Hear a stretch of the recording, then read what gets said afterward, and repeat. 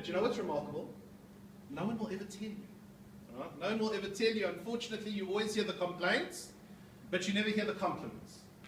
So therefore, if I can be so bold, I'm speaking for many people, right?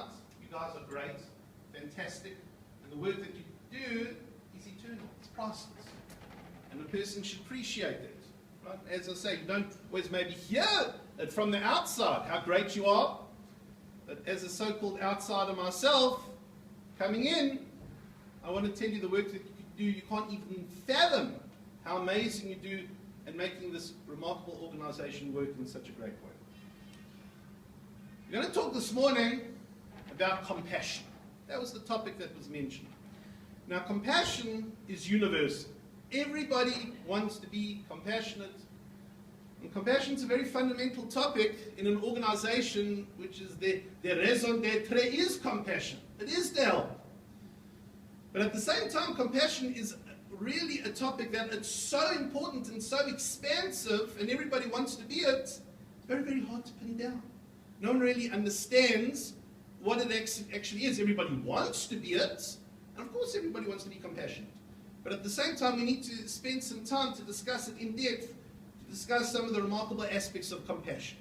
So hopefully in the time allotted, we'll be able to do that.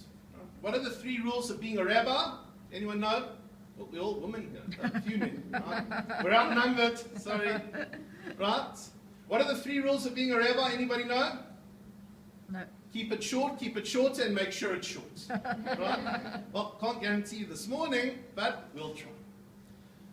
So the first fundamental principle that we need to know is when it comes to compassion, compassion is powerful. And I came across a remarkable article by someone called Jay Litvin, who says compassion of all certain attributes, caring attributes, compassion tops them all.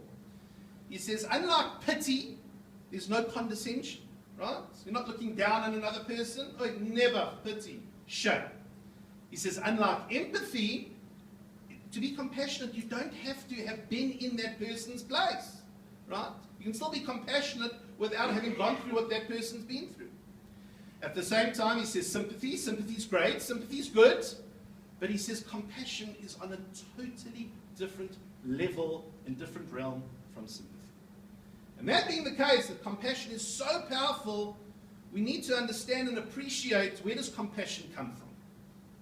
Now, where does compassion really come from? It comes from God himself. It comes from Hashem. Right? It's an attribute and a virtue that God himself manifested when he created the world.